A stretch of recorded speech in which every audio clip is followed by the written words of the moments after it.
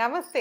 Kiran TV భక్తి ప్రేక్షకులకి స్వాగతం. ప్రస్తుతం మనతో పాటు ఉన్నారు ఐకాన్ ఆస్ట్రాలజర్ గట్టుపల్లి సురేష్ బాబు గారు.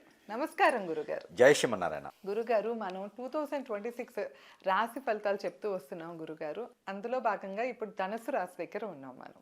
ధనుసు రాశి వారికి ఈ 2026 ఎలా ఉంటుంది? ముఖ్యంగా ఫస్ట్ వాళ్ళ గుణగణాలు, అలాగే వాళ్ళకి కలిసి వచ్చే ప్రొఫెషన్ కూడా తెలియజేయండి గురుగారు. చాలా మందికి ప్రొఫెషన్ తెలియకనే ఫెయిల్ అవుతూ ఉంటారు. సో వాళ్ళకి ఏ ప్రొఫెషన్ సూట్ అవుతుందో తెలిస్తే కనుక తేలిగ్గా ఉంటుంది కదా.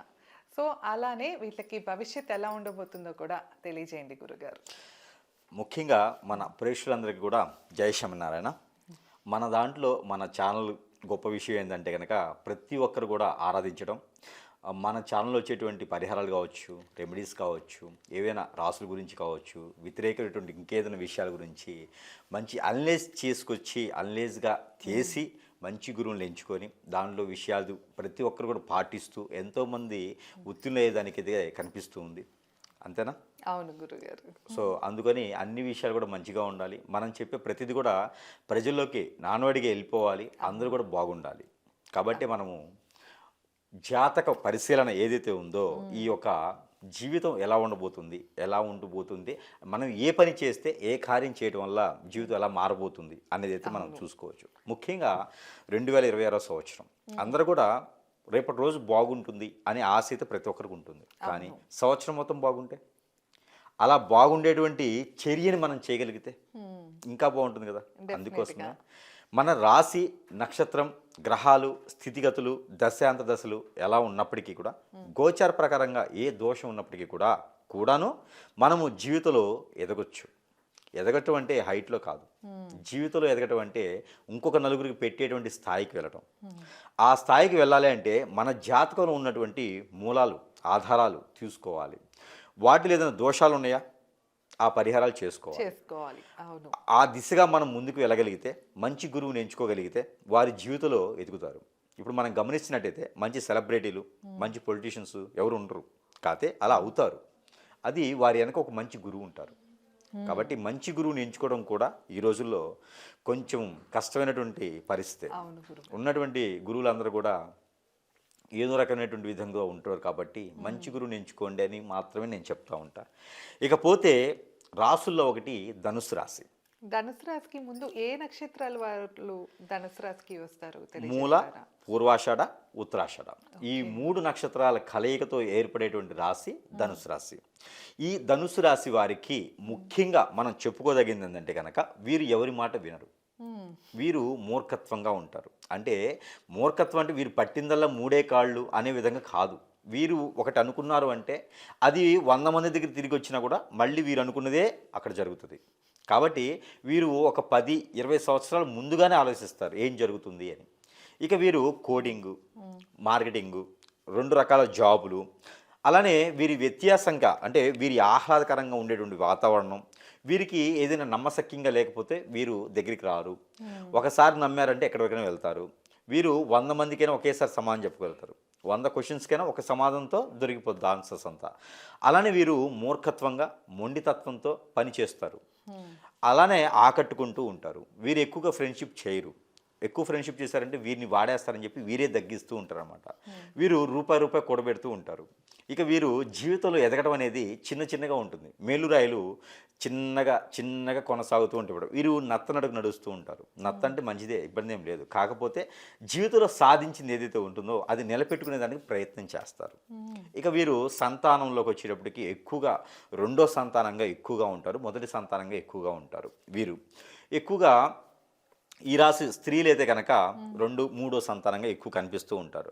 1వ సంతానంగా ఎవరైనా స్త్రీ పురుషులు కనుక ఉన్నట్టయితే కనుక ఆ ఇంట్లో అయితే పితృదోషాలు అయితే ఖచ్చితంగా ఉంటాయి.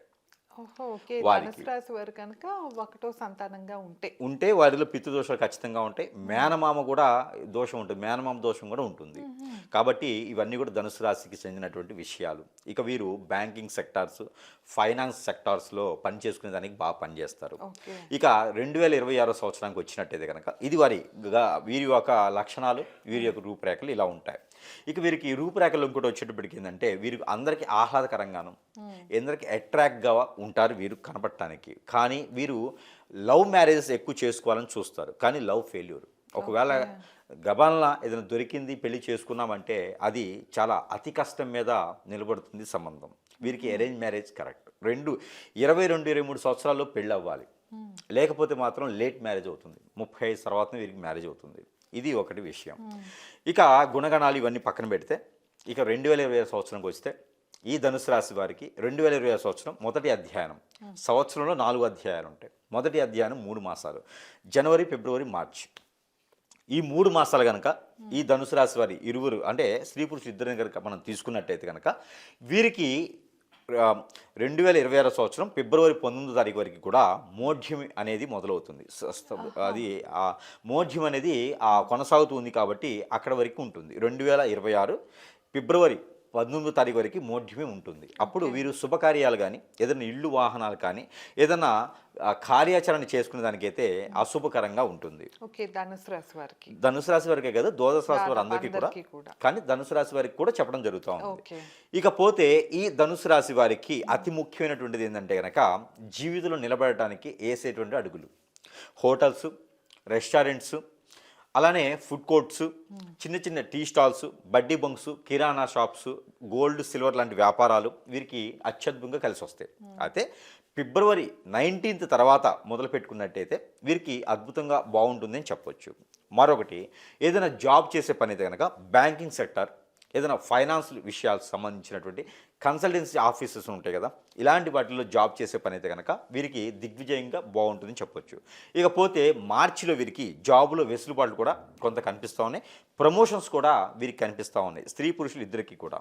ఇది వీరు 22 సంవత్సరాలు దాటినటువంటి ధనుసు రాశి వారికి మాత్రమే ఇది పనిచేస్తుంది.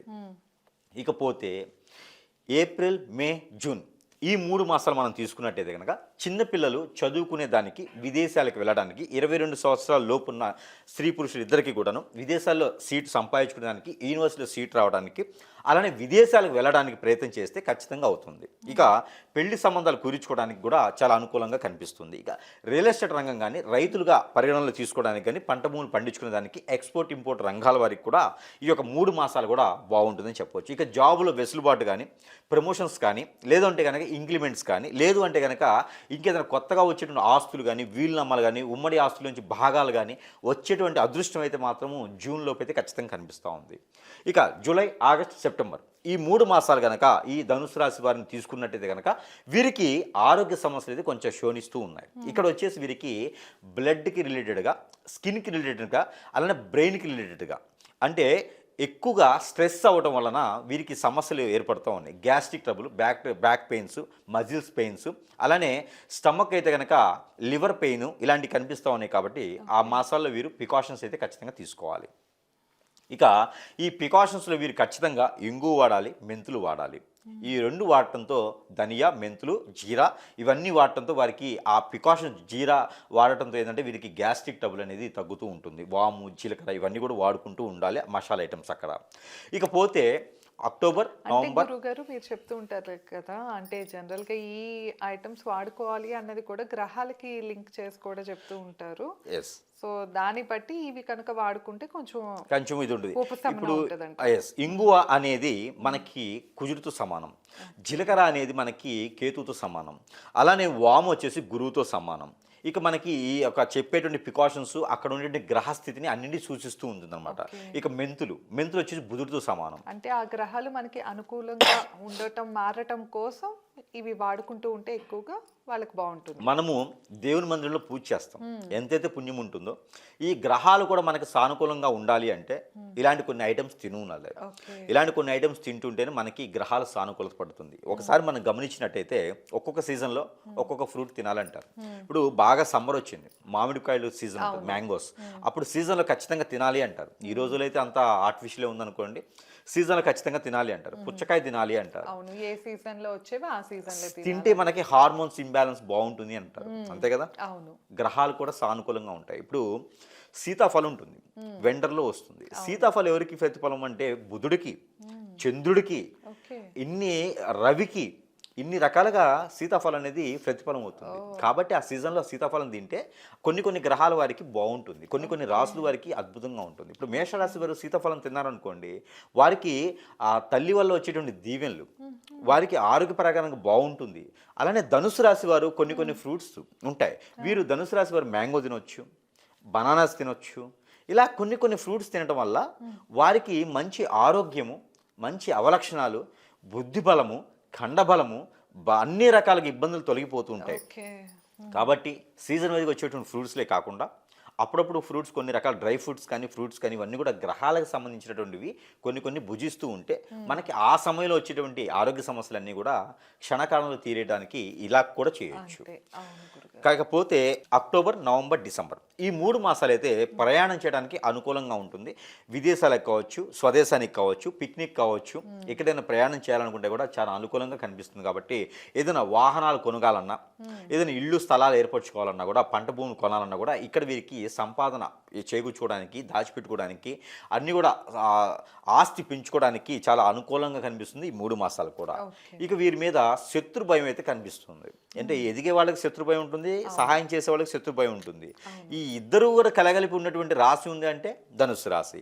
వారు వద్దన్న సహాయం చేయగలరు, కానీ అడిగిన వాళ్ళకి లేదనుకుంటే అయితే సహాయం చేస్తారు. వారి దగ్గర ఉంటే లేదు అని చెప్పరు, సహాయం ఖచ్చితంగా చేస్తారు.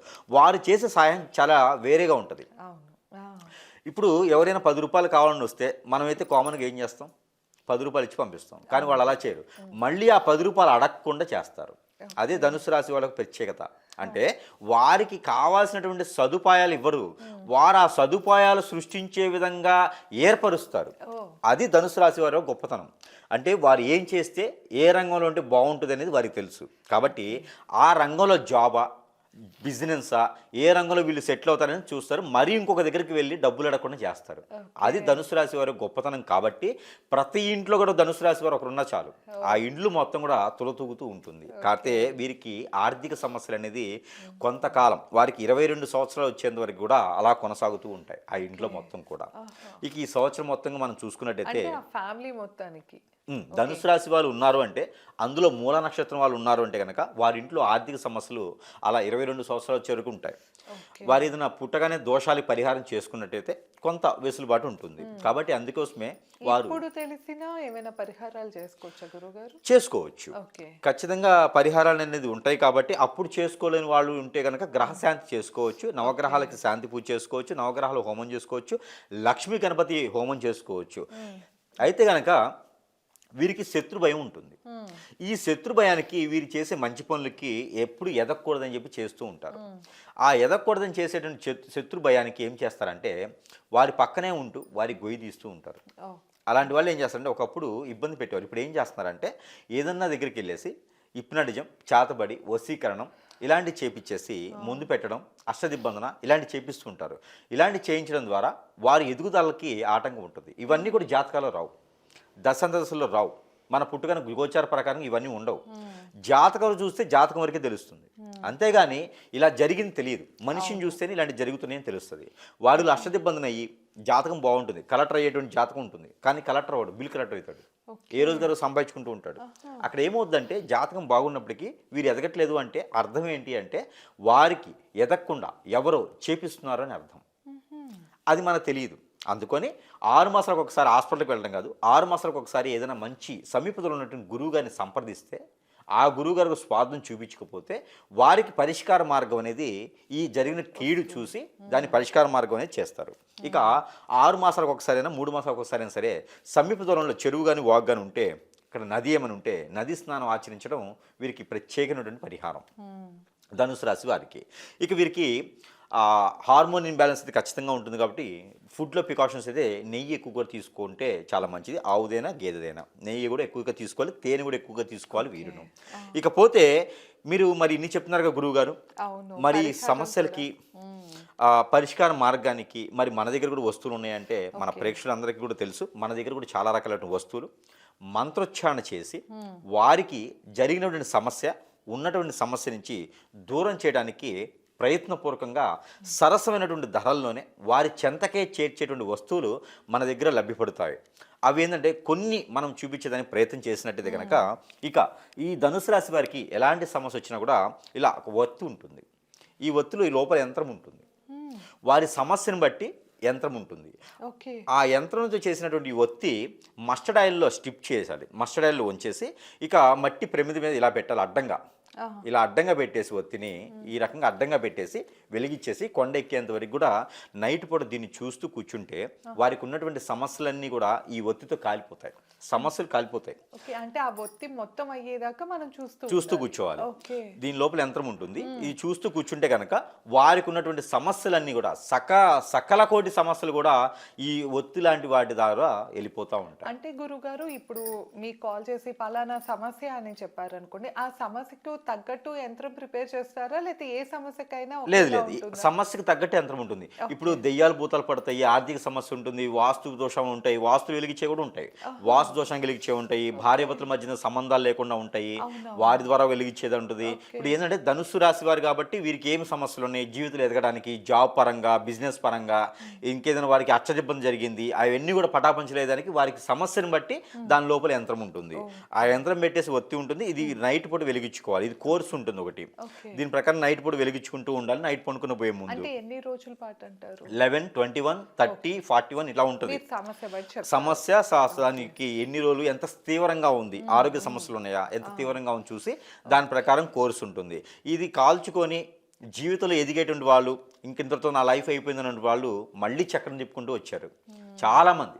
ఇక తర్వాత భార్య తెలియకుండా భర్త, భర్త తెలియకుండా భార్య వేరే అఫైర్స్ పెట్టుకోవడం, నా మాట వినట్లేదు, ఇద్దరి మధ్యన విభేదాలు వచ్చినాయి, కుటుంబాలు పొరుగులు పోతాయి అలా చేస్తే, కానీ తెలియకుండా వెళ్ళిపోతున్నారు. మా ఆయన మీద ఎవరు ఇప్పుడు ఏం చేశారు, మా భార్య మీద ఎవరు చేతబడి చేసినారు, ఇలాంటి వాళ్ళు చాలామంది చూస్తూ ఉన్నాం. నా దగ్గర 10-15 కేసులు ఉన్నాయి, 10-15 వేల కేసులు. అబ్బో. సో అలాంటి వాళ్ళు దగ్గరికి రాలేరు, కుదరదు, ఎక్కడో ఉంటారు. వారందరికి కూడా ఏంటంటే ఇది సోపు, ఇలాంటి చాలా ఉంటాయి. వాళ్ళ సమస్యను బట్టి ఇది కూడా సోపులో మార్పులు వస్తాయి, కలర్ మార్పు ఉంటుంది. అంటే మీరు మంత్రోచ్చారణ చేసి ఉంటుంది. ఓకే. ఈ సోపు వాళ్ళకి తెలియకుండా వాసన పెట్టేసుకుని జస్ట్ ఫేస్ కనుక్కుంటే చాలు. ఓకే. వాళ్ళకి ఒంటి మీద ఏదైనా చెడు ప్రయోగం జరిగితే కూడా ఆ ప్రయోగం నుంచి బయటపడవచ్చు ఈ సోప్స్ అన్నమాట. అలానే కొంతమంది ఏం చేస్తారంటే హెయిర్కి కూడా ముందు పెడతారు, మరుగు ముందని పెడతారు, అది పోవాలి. లేకపోతే వాళ్ళకి అనేజీ ఉంటుంది, కోపం ఎక్కువ వస్తుంది, ఏం చేస్తున్నారో అర్థం కాదు, ఇవన్నీ చాలా ఇబ్బందులు వస్తాయి అనమాట. వారందరికీ కూడా ఇది హెయిర్ ఆయిల్. ఓకే. ఈ హెయిర్ ఆయిల్ వాళ్ళకి తెలియకుండా కొబ్బరి నూనెలో కానీ లేదా ఇలా రాసుకోవచ్చు, డైరెక్ట్ రాసుకోవచ్చు. ఈ హెయిర్ ఆయిల్ మంత్రోచ్చారణ చేసి ఉంటుంది. ఈ హెయిర్ ఆయిల్ రాసుకోవడం వల్ల మళ్ళీ యథావిధి స్థానానికి ఏర్పడతారు. అలానే మన దగ్గర ఇంకా చాలా రకాలైనటువంటి వస్తువులు ఉన్నాయి. వారి సమస్యను బట్టి వారికి ఎంత చేయించడానికి సిద్ధంగా ఉన్నాము. ఎవరికైనా కావాలంటే కూడా సంప్రదించవచ్చు. ఎందుకంటే గురుగారి దగ్గరికి వెళ్తే ఈ రోజున మినిమం వేలలో అవుతుంది. ఇవేంటంటే సరసమైన ధరలను వారి వద్దకు వస్తాయి కాబట్టి సమస్యని సొల్యూషన్ దొరుకుతూ ఉంటుంది వారికి. ఇకపోతే ఈ యొక్క ధనుసు రాశి వారు చూసుకున్నట్టయితే కనుక ఇలాంటి సమస్యలు ఏమైనా ఉంటే సంప్రదించవచ్చు. లేదు, ప్రతి రాశి వారికి కూడా దేవుని యొక్క అనుగ్రహం ఖచ్చితంగా కావాలి. అవును గురుగారు. ఇక ఈ సంవత్సరం మొత్తంలో ధనుసు రాశి వారు చేయవలసినటువంటి పనులు, కార్యక్రమాలు, దానాలు, ధర్మాలు, యజ్ఞ యాగ హోమాలకి తీసుకున్నట్టయితే కనుక ఆ దేవుని అనుగ్రహం కోసం అయితే కనుక లక్ష్మీ అమ్మవారు కానీ, గాయత్రి మాత కానీ, లలిత అమ్మవారు కానీ, లేదా దుర్గామాత, ఇక్కడ అమ్మవారికి పొట్టు వస్త్రాలు సమర్పించుకోవాలి ప్రతి 3 మాసాలకు ఒకసారి. ఓకే. కుంకుమర్చన చేయించుకుని ఆ కుంకుమని ధరించుకున్నట్టయితే వీరికి నరదిష్టి, నరఘోష, శత్రుభయం, శత్రుపీడ, ఆర్థిక సమస్యలు, ఆరోగ్య సమస్యలు ఇవన్నీ కూడా కొంతమేర పటాపంచలేకపోతాయి. ఇక ప్రతి 15 రోజులకు ఒకసారి లేదా మాసానికి ఒకసారి అయినా సరే నవగ్రహాలకి నవధాన్యాలతో పాటు నల్ల మినుములు, నల్ల నువ్వులు తీసుకుని వెళ్ళి అభిషేకం చేసుకోవాలి. అక్కడ 9 ప్రదక్షిణాలు చేసి అభిషేకం చేసుకున్నట్టయితే వారికి అలాంటి సమస్య కూడా దూరమైపోతూ ఉంటుంది. ఇక ఆర్థిక సమస్యలు ఇవి ఉన్నవారైతే ఒకటి బాదం ఆయిల్ ఉంటుంది, ఆల్మండ్ ఆయిల్. ఈ ఆయిల్ తీసుకొని ఉదయించే సూర్యునికి కిరణాలు పడేలాగా ఒక 5 నిమిషాలు చూపించేసి ప్రతిరోజు కూడా 2 డ్రాప్స్ చేతిలో వేసుకొని శానిటైజ్ చేసుకోవాలి. ఎవరికైనా డబ్బులు ఇస్తున్నప్పుడు తీసుకున్నప్పుడు కూడా అది శానిటైజ్ చేసుకున్నటువంటి చేతితో ఇస్తే ఆర్థిక సమస్యలు అనేది మెరుగుపడతా ఉంటాయి. ఇక ప్రతినిత్యము వీరికైతే నిద్ర లేవగానే ఒక 2 మిరియాలు నోట్లో వేసుకుని తినేసి వాటర్ తాగాలి. ఇవి చేసినట్టయితే అన్ని రకాల ఇబ్బందులు తొలగిపోతాయి, శత్రుభయం, శత్రుపీడ తొలగిపోతుంది, పితృదోషాలన్నీ కూడా కొంతమేర శాంతి పూజలుతాయి. 2020 సంవత్సరంలో అతిపెద్ద ఎదిగేయాలి అనుకునేటువంటి వాళ్ళలో కూడా ఈ యొక్క రాశివారు ఉంటారు కాబట్టి దిగ్విజయంగా అందరూ కూడా బాగుండాలి, అందులో కూడా ఈ రాశివారు ఉండాలి అని కోరుకుందాం. ఈ యొక్క 2020 సంవత్సరంలో అన్ని రాశులతో పాటు ఈ యొక్క ధనుస్సు రాశి వారు కూడా అద్భుతంగా వెదజల్లాలని మనం మనస్ఫూర్తిగా కోరుకుందాం. తప్పకుండా గురుగారు. సో విన్నారు కదా 2026లో ధనుసు రాశి వారికి ఎలా ఉండబోతుందో గురుగారు చాలా క్లియర్గా తెలియజేశారు. ఇంకా గురుగారు చెప్పినట్లు మీరు ఎలాంటి సమస్యతో ఇబ్బంది పడుతున్నా, లేతే గురుగారిని పర్సనల్గా సంప్రదించాలన్నా కింద స్క్రోల్ అవుతున్న నెంబర్కి తప్పకుండా కాంటాక్ట్ అవ్వచ్చు. ఇదేనండి ఇవాల్టి వీడియో. మీకు కనుక ఈ వీడియో నచ్చినట్లయితే లైక్ చేసి, షేర్ చేసి ఎలా అనిపించిందో మాకు కామెంట్ చేయండి. మరిన్ని ఇంట్రెస్టింగ్ వీడియోస్ కోసం మా ఛానల్ని తప్పకుండా సబ్స్క్రైబ్ చేసుకోండి. ధన్యవాదాలు.